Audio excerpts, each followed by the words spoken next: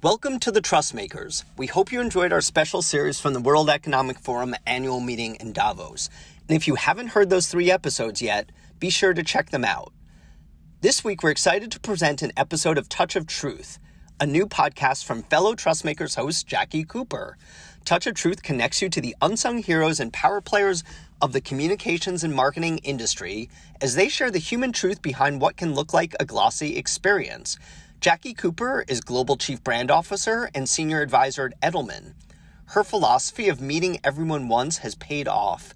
She's built an extensive network of fascinating people, from business leaders to talent in music, film, and culture writ large.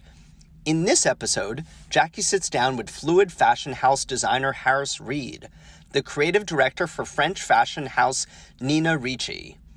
They discuss how Reed has been a trailblazer in design, creativity, gender fluidity, and advocacy. We'll be back in your feeds with more Trustmakers on February 17th, but for now, enjoy Touch of Truth. Hello, I'm Harris Reed, and I'm here today with the wonderful, vivacious, and groundbreaking Jackie Cooper for A Touch of Truth. Touch of Truth with Jackie Cooper, the Senior Advisor and Chief Brand Officer at Edelman. With over 35 years of business experience in brand, creative, and personalized strategy. On Touch of Truth, you'll find wisdom from some of the most respected, trusted, and successful people on the planet. And it might just make you a little more successful and a lot happier. So, hello, Harris Reed. We're on the podcast trail today for my new podcast, A Touch of Truth, and we're going to chat about you. I'm very excited. I'm a little nervous, but I'm very excited because I feel like with you, a lot of truth tends to come out. So that's the idea, and I want everyone to know that you have trailblazed in the whole area of design and fashion and fluidity at such a young age, and you've only just started. And I guess this is going to be so interesting given your stellar ascent at such a young age in the worlds of design, creative, gender fluidity, advocacy, and also for people who may want to know how the hell they engage that Gen Z generation, because you know how, right, Harris? I would say yes. I think so. So coming up on A Touch of Truth. Here we go. Hello, honesty. How are you right now, at this time, in this place, in your life, business, and personal? So, if we just have a little touching base on how are you feeling right now? Oh my goodness. I don't know if we should be asking me this when we're mic'd up. Excited, invigorated, nervous as fuck. It's a mix. I think I do even, today, but before I got here, even doing this podcast, I feel like it's always these kind of monumentally big kind of endeavors and adventures. And I get so excited and I'm so happy and I don't question them for a single second. And then I get there and I'm like, oh my God, this is kind of a big deal, or this is huge. And I think, so I'm constantly in this little bit of a back and forth of, I'm living a dream, but I still don't believe that I have a dream, a little bit of imposter syndrome, a little therapy check-in, then I'm like, no, I can do it. So it's definitely a push and a pull, but I think in general, extremely excited. And as you kind of know from, knowing me previously, I don't do anything if I don't give 100% and give everything. So just a lot of sleeping and then not sleeping and just, as the energies go up and down. So it's mixed, but generally positive, I guess. The thing about creative people is that they have so many ups and downs and peaks and troughs, because the amazing stuff comes from peaks, but you can't be at a peak all the time. And I think if you're superbly talented, and I've been lucky enough to meet so many people who are incredibly talented, they all have that full on and then kind of recovery. So I think that's where the magic comes, because you have to let the oxygen come in and rest, right? But the rest as well is hard when I'm the person who loves the big hair, the platform boots, the sequins, and the glamour. And then it's me in bed with my boyfriend propping me up, trying to give me some soup. And he's like, you need to sleep. And I'm like, no, I need the excitement. I need the adventure. I need the next thing. And he's like, you can't get there. It's you can't climb a mountain if you're not, to a marathon or whatever. So like you're in this world where primarily you're a designer and you just only recently graduated. You were doing this stuff even before you formally graduated. Yeah. And you're there in your studio making this incredible stuff. And then let's look at like Iman at the Met Gala. The next minute you're flying to New York with a suitcase full of feathers and standing next to the Iman at the Met Gala. And you sit here now and I say that to you. How does that make you feel? Oh my gosh, I don't want to cry this early on in a podcast. I feel like that wouldn't be the way to go. It doesn't, literally I keep saying it doesn't feel real because I still feel like I'm living that little queer kid fantasy that I was living in when I was 8 or 9 and really didn't have any friends. And I was that weird kid on the playground. Like everything I'm living now is kind of the things that I journaled badly and dyslexically in my little journals at home. And it was like, when I go to the Met Gala, when I'm, at the time it was when David Bowie was alive, I was like, I'll be there with David Bowie as well. And like, and like magazine covers and working with Gucci or working with Etcha or all these things are just kind of like, I get chills because it wasn't intentionally a checklist of things I wanted to do, but it's almost feeling like they don't feel real because I'm living these little dreams. That sounds so bleh, but it is so true. And there's hard work that goes into it, so I don't feel like rude or arrogant being like, oh, I did that, because it was a lot of blood, sweat, and fucking tears that went into it. Yeah, I mean, I think when you look at that Iman, that incredible design, which was like literally couture design, but it was also like a sort of art installation in its piece. And if you guys who are listening haven't seen it, you should immediately Google and look because it was golden, literally golden, and golden in sort of the creativity of it. How did you have that in your head? For me, it was like a moment where this is the biggest red carpet in the world, the biggest event. This is such a beautiful place to kind of make a fluid message on such a loud kind of extreme. And for me, the gold and the gilded kind of large art installation aspect of it, I think was really about just claiming a space and claiming, a time in history. And I think when I wanted really badly to go with Iman is, she's really one of the first African-American supermodels, in America. And she, for me, just was all about claiming a space and owning it and saying that, I'm part of the next wave. And so I think that piece really came about being loud and kind of being like, this is who I am. And obviously referenced for me the ballroom scene in New York and, really looking at the kind of massive queer scene in America that I feel like kind of got lost and then we see coming up a little bit. But it was really about just claiming a space. The truth test. A few questions on truth from a self, human, and brand perspective.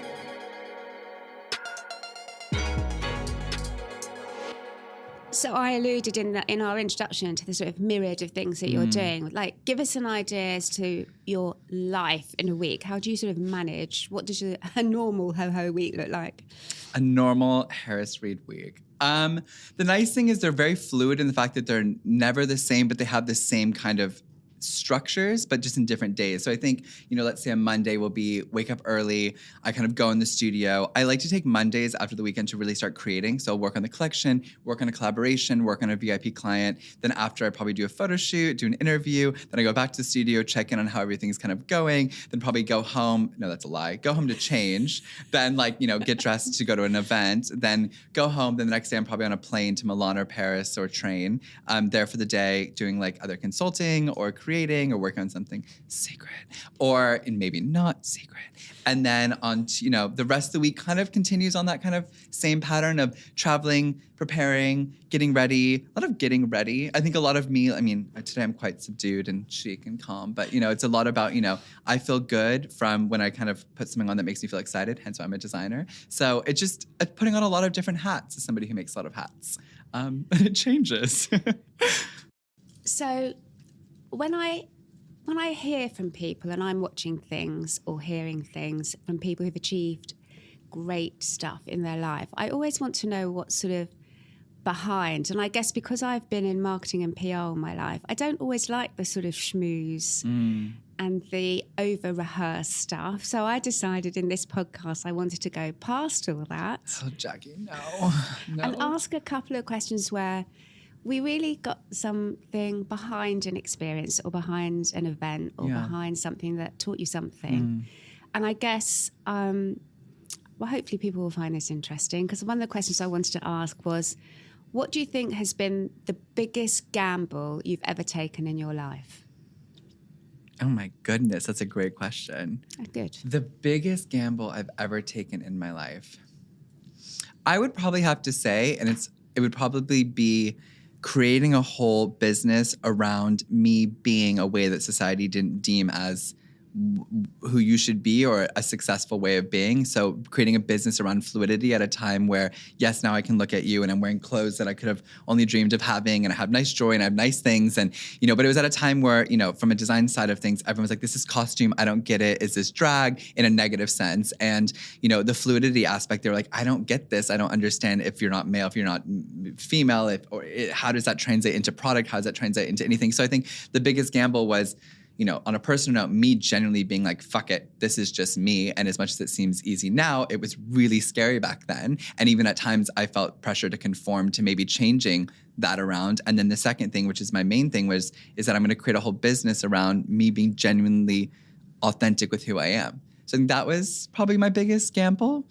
I guess that's why I wanted you with all my heart to be on this podcast, because knowing you for the few years that I've known you, you have always been true. Even when it's difficult, you're true to yourself, and you're true to giving the voice for people who aren't heard, or helping people be seen who can't be seen. And these are not a minority people. This is the majority of the world. I think people have got that the wrong way around. So you seem to be amazing to me about being truthful. Do you feel like you are to that ambition you had when you started? Do you feel like you've kept true to that? I think so. I think, thank God for like Instagram and things like that. I think when you have to log your life and you have to log your experiences in such a vulnerable, honest way, like an Instagram story or like a caption or a post, I think for me, it's been able to really keep me checked in with what it is that I stand for. And I think I've made a couple posts over the past couple of years where I've gotten, 20, it's 23, 24, 25, like now just turning 26, young person that gets swept up in the celebrity aspect, the schmoozing, the money, the whatever that comes at you. And it's because of Instagram that I lie in bed at night. And, when I stop reading the hundreds of DMs of, queer people coming out or experimenting with art, that I look at some of my posts and I'm like, you know what? I'm really focusing a lot on the celebrity aspect. That's actually not why I started this. And I'll write a caption being like, hey, just so everyone knows, like, I haven't forgotten why I'm not crying this early on in a podcast, but why I'm here, why I'm fighting for what I'm fighting for, why it's important to me. So I think I've stayed true to it, but I'm not going to lie that I've 100% I've never done anything that I felt like I wasn't truthful in, but it's just always that having to check back into, my ethos of why I started doing this. So yeah, I think for the most part I have. Anyone who doesn't think so, DM me. We can chat about it. I'm learning, I'm young, but I think so. I think so. I think it's a lifetime's journey anyway, and the world changes too, right? So as you have impact, things will become affected by that and then hopefully improve. So I have a second question. It's a nice one, though. Oh, thank God.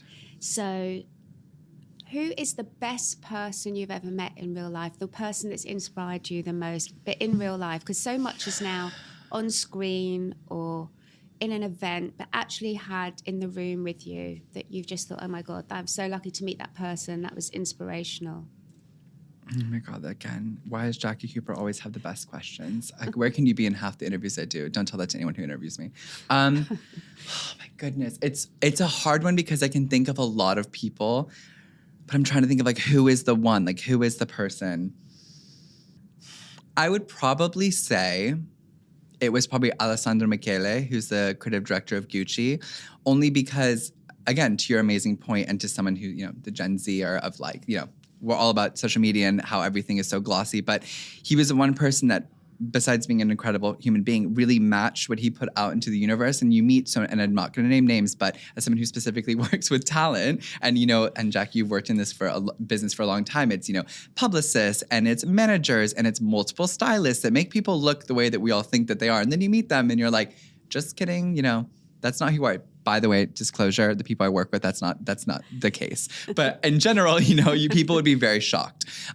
With him, he is this weird, incredible, complex creature that I remember meeting him, and I remember calling my dad right after. It was when they flew me to Milan.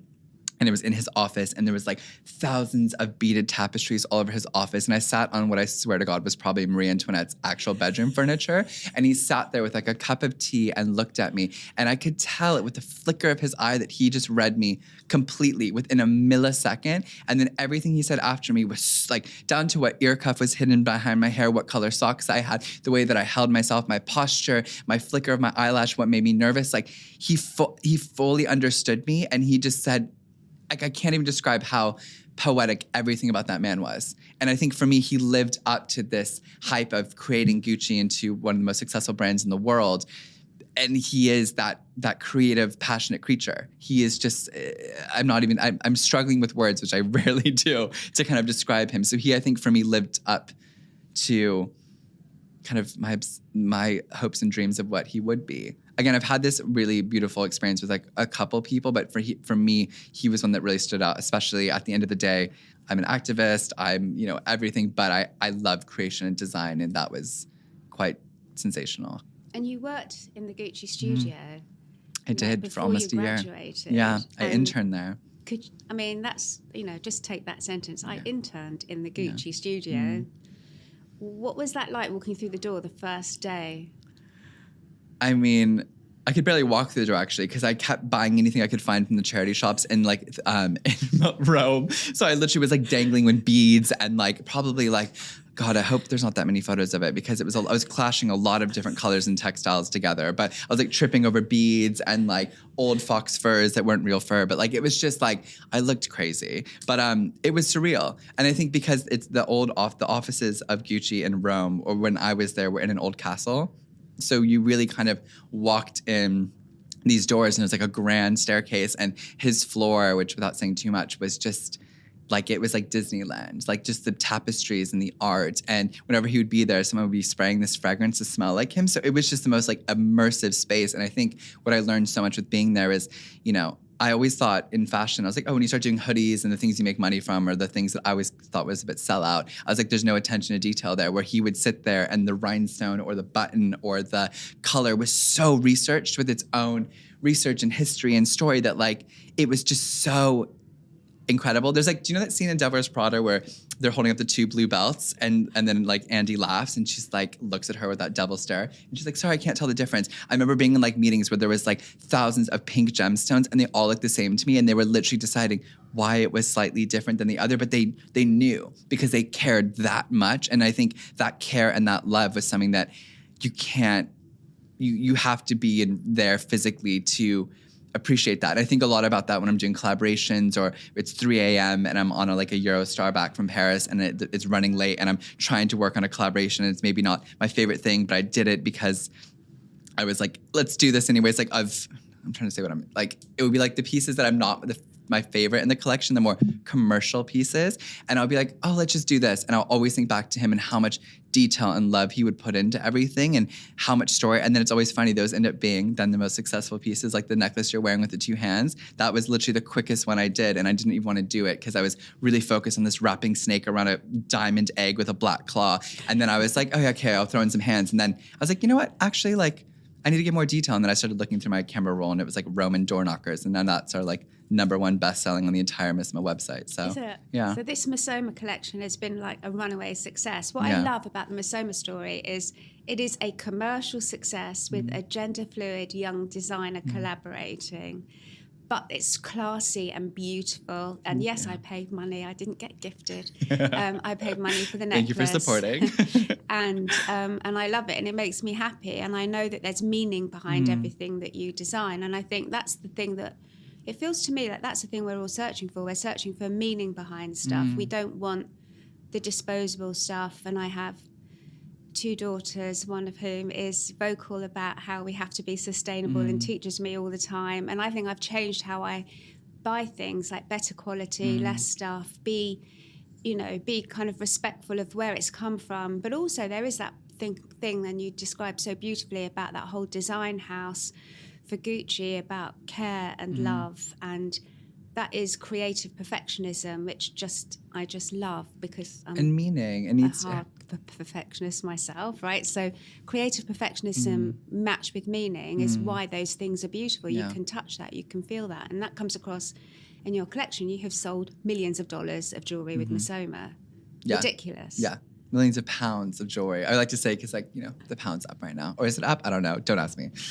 But I mean, it's still quite surreal, that whole kind of jewelry experience. But no, I think that, like, your exact point as well. And I think, you know, besides, you know, sustainability and how important that is and meaning, you know, it's like when Harry Styles was my first client, and I remember in the first meeting to him, I said, if you want beautiful clothes, I'm not your person. If you want something that fights for something and stands for something, then I'm totally your person. And I remember, and I've gone and say that through everything I do. So now whether it's that or whether it's, you know, a multi-million-dollar deal, I always start by saying that. I'm like, if you want something beautiful, I'm not your guy. Well, I will make it beautiful, but, like, you have to agree to, like, the meaning behind it, but also, like, the positive side of it and the negative side. Because obviously, even with Missoma, they took a bit of a gamble, you know, with, you know, doing the first ever fluid range, the same way that MAC Cosmetics did the same. And, you know, especially when a lot of those markets are in Asia, they're in the Middle East, or in countries where, you know, being queer is not accepted or illegal. So, you know, they had to also take a big leap of faith there. So, as much as it seems like such an obvious thing, it's, you know, when someone takes it on, we've obviously had the commercial successes, so it backs up that, you know, we're on to something, and being authentic and genuine and sustainable and clever and perfectionistic with it being really, really right is so important. Amen to that. Amen to that. My third question. Oh. Third and final question. God, I'm already sweating, Jackie. I'm like going to slip out of this velvet chair. Third and final question. Awkward. You might not want to answer this one. Okay. You might have to think a bit, so it's okay if we have a pause. Third and final question. What was the worst meeting you've ever been in?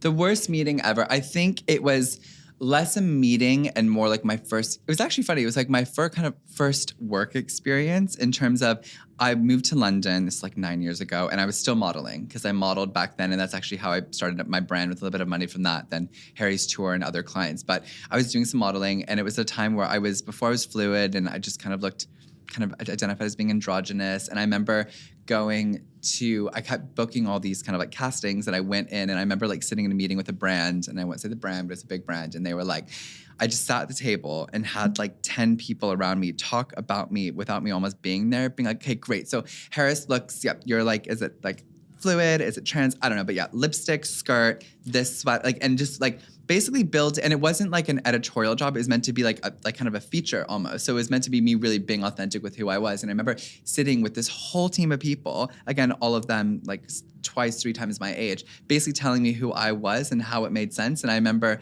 being like, I think I just walked out of the meeting. I think I just walked out, and I remember my agent or something was like, Harris, you have to go back. Like, and I was like, you're fired. And I just never, I was like, I called my dad that night. I'm like, I'm never going to let people make me feel like they made me feel in that room, and let people basically box me in somewhere. So, I mean, I guess you consider that a meeting, but I remember it was just an experience that I really was like, I'm never going to do again. And I think I've had a couple over the past couple of years where I've agreed to do something and then realized that I walked into the room with and this is now a way bigger company. And I was more there to fill like this tokenistic check mark on a box. But because of that experience that I just described, it was so clear without anyone almost opening their mouth that, again, I was like, this isn't me. I was like, I'm going to literally go to the bathroom and leave. Maybe I have a problem with walking out of meetings, but I'm also the first to, I don't like to waste time. I like to be direct, and I am who I am. So I think that was probably the worst meeting. I think it's so cool that you walked out. My dad said, never be afraid to leave a room. I love that. And he was such a brilliant influence on me. And one of the worst meetings I ever went to was a pitch for a very large retail chain in the UK. I'm not going to say, because then people will know who it was. And I went to present, and I'd been told to present to the CEO of the retail chain. And I'd worked through the night on this deck, and I took it in. And he was sitting at his table in his executive suite with his private bathroom behind him and his lovely furniture. And I was pretty young and pretty naive and pretty petrified. And as I started to present, he took a Vogue magazine and started to read it in front of me and turn the pages of the Vogue magazine. And I thought, with my dad, and I thought, this is really rude. And I knew it was really good. What we had presented, what we were trying to present was really good. And so I looked at my two colleagues and I shut the deck. I've never been so scared in my life. And I got up and I walked out. And by the time I got back to my office, my PA at the time the man had phoned. He wants you to meet him at Harry's bar for lunch. And I said, no. And he's waiting there now for you to meet. How he wants to hear what you have to say. So I thought, okay, don't be too proud. So I went, but he just wants you on your own. So I went to Harry's bar and came away with a contract and worked for him for 5 years. And that's how you do it, kids. Vision of truth. Can you see the future? Can you change the future now? So now it's time for us to think about and talk about the vision of truth, like where we're going. And I guess I would start that by saying you mentioned about not being tokenistic, right? And kind of not just ticking a box. Yeah. And this is close to my heart and your heart because we're embarking on a venture together, which is just thrilling for me. I'm so proud and so excited for what's ahead. And we're announcing that we're launching a Gen Z lab together, that you're going to be the world's first ZEO. There's never been a ZEO in the world before. I figure that you're first in so many areas. It's only right that you should be first in that.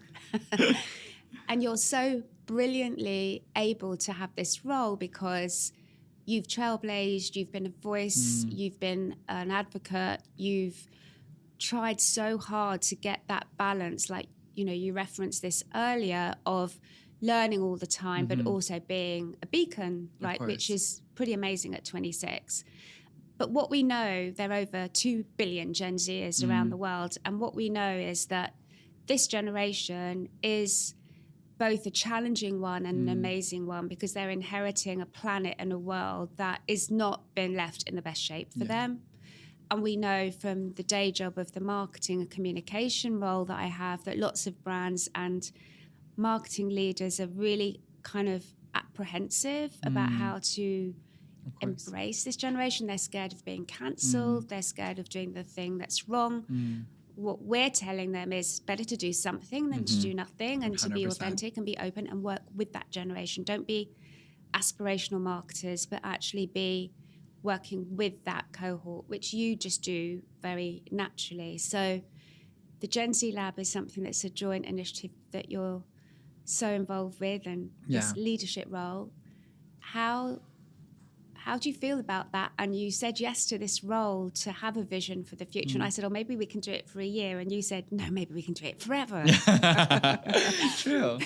I mean, you know, even when we started talking about it back, you know, when you're like, I have this loose idea, I was like, yes. Because I think, you know, like I said, my big thing is, you know, I'm a designer, I'm a creator, but I also look, you know, people like Virgil Abloh that was really about, you know, doing so much because he had such a vision. And I think for me, my vision is learning and making this world a better place as much as I can. So for me, that's through the fluidity. That's for my understanding of the next generation. And so I was so excited to really be able to, you know, when you started telling me, you know, companies are scared. And, you know, and it was funny because I remember, you know, we were talking about all my friends who are, you know, in their early 20s or younger, and we're all looking at campaigns by big businesses and we're like, missed the mark. That's not right.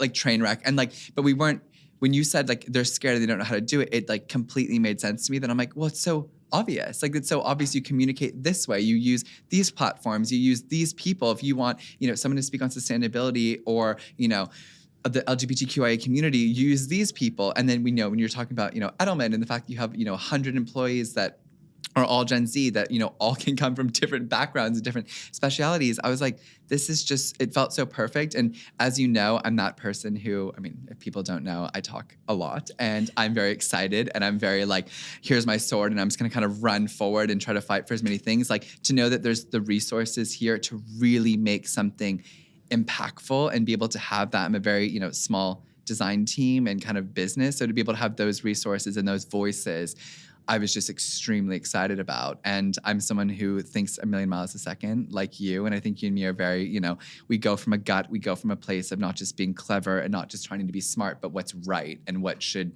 what we should all be doing. I think when you kind of combined us and then, Amanda and Edelman, and I just think it's going to be such an incredible, it's already an incredible, powerful group of people. And then the whole kind of army behind it, I think it's kind of unstoppable. So for me, that's how you also implement big change. Like, I feel like almost in my head, I was like, I got the fashion part down. Like, I can make those big waves. I can do those, Harry Styles, American Vogue covers and do this. And I can do, other big projects that I'm doing. And I can tackle the fashion side where I was excited with this, because not to say that we won't also tackle fashion, but we can be doing media. We can be doing, food. It's like everything. And that's, I think, where the trickle down effect, happens. I got into fashion because I was like, that is the first thing that people see is on your body, and that's the first way that we can change people's perspectives. Because I wear platforms, someone screams something offensive because I have an issue with the way I'm presenting myself, or even just recently going to Paris and passport control, completely being like, well, you have to be a woman because of what you're dressing like. And I'm like, that's another conversation. But I love fashion because it makes you talk. So what feels so exciting about what we're doing is the fact that we're going to tackle in a great way companies that are in your day-to-day life, that you use, that you go to, that you drink from, that you are part of, that you use the software of, and those small changes push the conversation forward. And I'm rambling because I'm excited, but I'm very keen. I don't think you're rambling. I think you're spot on, and I think it's amazing when you say, that we can help those companies talk, because so many of those companies are so inhibited by what they may get wrong. They don't talk. Yeah. But what we know from asking people all around the world is not talking is actually worse of all. Worse. You don't stand for anything. And it's better that we do this trust data every year, and we find out about what drives trust. And so interesting over the last few years, what's come through is stand for something, even if it's polarizing. Because then I know that you're real. I know, even if I don't like you, I'm going to respect you more because you stood for something. You have a point of view that you're real. Right. Where it's a generation of, we need to see, everyone's talking about sustainability and being accountable. If we can't see through you, then to what's actually you're standing for, then get out. It's back to that point of if you're not making something with meaning or this, perfection because you really believe in something, then don't make it at all. Everyone's buying smarter, everyone's shopping differently, everyone's putting things on their body, being more aware. We're aware of the chemicals, we're aware, we're aware of everything. So take a stance with it. And then at least we can see that, because I know everyone I know is more inclined to shop from you, buy your software, be a part of what you're doing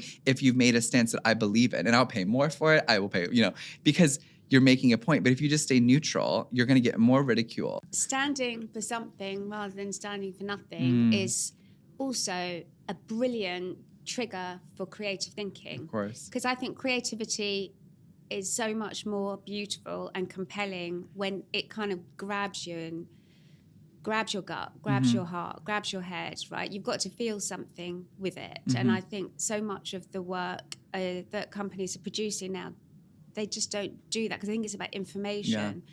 It's not about information.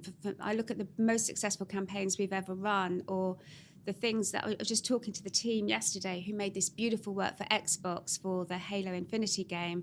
And they literally got the most extraordinary artist, who I'm ashamed to say I can't remember her name, to make this incredible painting of the game, which if you're a gamer, you would see the tapestry on this painting of all of the components and Easter eggs and little kind of messaging within this incredible masterpiece. It's a masterpiece. It hung in the Louvre and the Saatchi Gallery about a game, about Xbox. And I just thought, this is like a Halo game piece of beautiful art in a traditional art gallery. Don't separate gamers from the rest of culture, the rest of art. Yeah. Don't separate it from any generation, actually. We're all one. We should all be one, right? So one planet. We have a planet that is in crisis. You constantly use vintage or reuse fabric. What was behind that? What gave you the idea? Do you feel like the sustainability thing is important? How incredibly. I think for me, because obviously to my earlier point, I'm talking about how for me fashion was my obvious, eureka, this is how I'm going to really push fluidity in who I am, because it's what we wear, it's how people see us. But then I was hit with that thing of fashion is one of the most polluting, industries in the world. And I really struggled with this back and forth because I was like, on one hand, I love it. On another hand, I'm aware of, what's going on. So for me, it was so important when I was starting my company, or even when I do my collaborations with even the jewelry is, I think the majority of it is melted down metals that then are like repurposed, and like gold is recycled.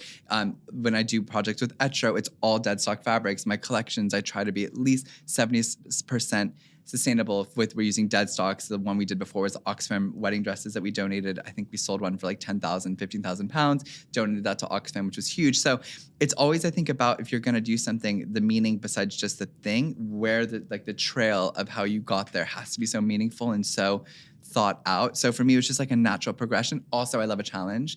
And I was kind of graduating at the time where everyone's like, hemp and recycled cotton. And I was like, not to say ew, but ew. I was like, that's not chic. I was like, I love crystals. I love lace. I love pearls. So to actually challenge myself to find the dead stock version of that. And again, maybe you can't always, but then the local supplier, or buying the last of it on a roll, or like you said, charity shop. We go to a lot of charity shops and, nicely kind of seam rip things apart and work with, those fabrics and use them for dresses that you've seen on like Adele or soon to be on Beyonce and things like that, without saying too much. So Hang on. Did you just say the Beyonce word? I did just say the Beyonce word. Are we allowed to know the truth about Beyonce? She's amazing. She's amazing. She's amazing. And I've been very lucky to work with her on a special project by request of Edward NFL for a very important cover. Amazing. And I'm really excited. But even that piece itself features, the main aspect of it was 150-year-old upcycled tapestry fabric that I got from this kind of dilapidated place that I found in Italy. And I was like, they're like, oh, we're throwing it out. And it was moth-ridden, and we literally had to freeze all the moths off of it. I mean, I shouldn't be telling her this, but, the process that goes into being sustainable is not very glamorous. Hopefully Beyonce won't itch while she's wearing this piece. I'm so sorry if you know this. But it was treated really well by a team of me and my interns, probably drinking Prosecco at 2 a.m, dying in the bath. But, it looks great. But, yeah, exactly. Just trying to find, I love the challenge of trying to find something that was, make sustainability beautiful as well. And again, I'm not 100% sustainable. I'm not going to lie in that sense, but it's at the forefront of what I create after the fluidity aspect. And I'm sure after the 8 other pillars that I'm constantly shoving down people's throats. So the thing is, you do have these pillars, and what we're learning and we're trying to teach our clients, because we're learning from, not because we're so brilliant, but because we're listening to the people. We're humans, right? Yeah. Trying to reach out to other humans to get them to engage with our clients and to have great experiences, and for those experiences and those products and those brands to be the best they can. And the world of humans are telling us, what they need, right? And they actually need to have purpose and impact, not just the product, not just the experience. Of course. You're doing this, to take the word fluid in the most fluid way. It seems so natural the way you're doing it. And I think our clients are going to hopefully relax with the Gen Z Lab and relax with your advice. And, as you said, we've got 100 Gen Zers already on board from our network around the world, and we've got outside advisors helping us, and we've got new data coming out. So we're going to know a lot. And as soon as we share that with our clients and with CMOs, you can see them relax, because actually there's everything to play for, right? Yeah. If you just are open and play with being really, horribly overused word, but authentic and real, then the human beings we're trying to reach will play with us. I guess, what do you think people shouldn't be afraid of? I guess I said I wouldn't ask you any more questions, but there does seem to be a lot. They started this Gen Z Lab out of 6 CMOs in a row, all telling me that their biggest challenge was how to address Gen Zers and not be cancelled. So what have you got to say? I think don't be afraid to ask questions. Yeah. I think I find that so much. If I'm talking to someone, again, I don't want to generalize, but over the age of 35, they're so much more nervous to ask me a question, even whether it's down to like a pronoun. Like they're just, because it's that thing of, when someone doesn't get something, they get then scared, like you said, and they get a bit polarized. And I think it's ask questions, because we're not here to bite your head off. We'd rather you ask questions now than portray something incorrectly. Ask and get, I would say ask questions, and then you can't really make a mistake, and if someone gives you a bit of sass, then that's fine. It's better than the big backlash you're going to get from launching a campaign or not launching a campaign during when something actually important is happening in the world. So ask. Touch of truth. A story that affirms a personal impact on the planet and people because of the truth they shared. So Harris, can you tell us a story where you think because there was an element of truth, either in you or in the experience, something that really had like an impact on the person or the planet or your business, or something that was really impactful because there was truth at its core? God, you and your good questions. This is so annoying.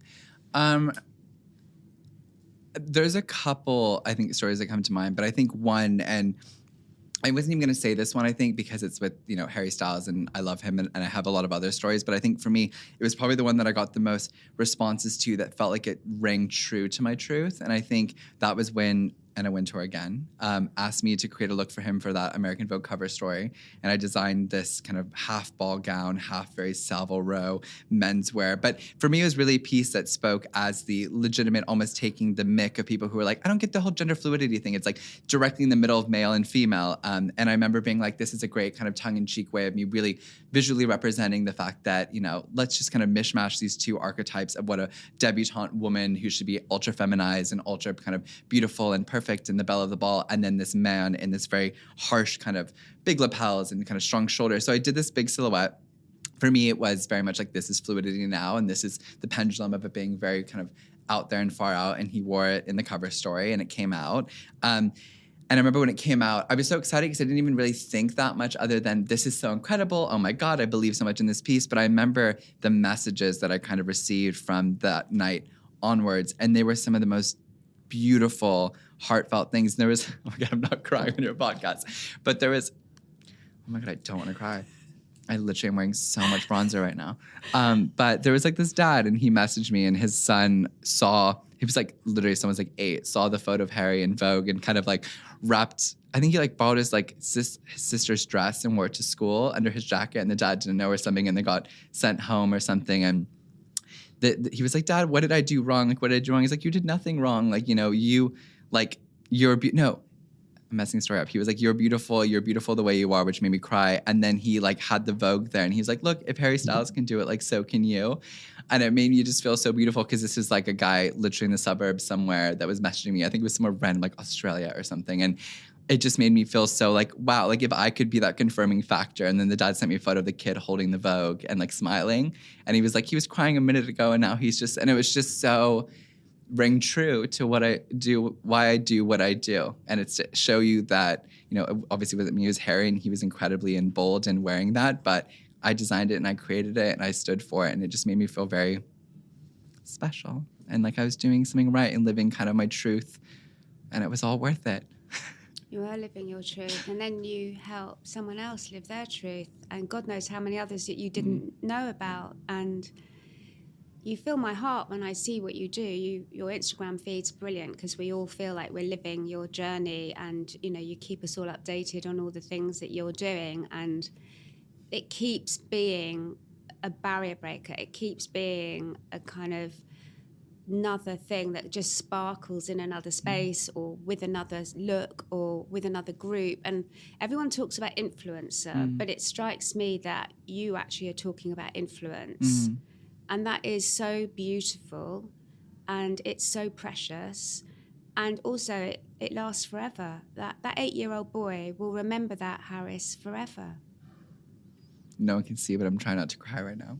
So this isn't about marketing. It is about truth. It's about human truths and human lives, and we all relate. We know when things are true. That's why I wanted to call this podcast A Moment of Truth. And you've come on here, and you are the perfect guests. And I'm so glad that we were able to have this conversation, and I hope people enjoyed your stories. I think taking the fear out of talking to Gen Z and being true to yourself and standing up for what you believe, the many quotes about the fact that you can only be you because there's only one of you, but people don't feel confident often in doing that. And you're showing that you can. And not only that, but you're showing that by being that, you literally have successes like fireworks wherever you go. And I can only hope, and I know that you will continue to do that. So thank you so much for being on A Touch of Truth. Thank you, Jackie Cooper. And thank you for letting me tell my truths. Follow us at Touch of Truth Pod. Touch of Truth with Jackie Cooper.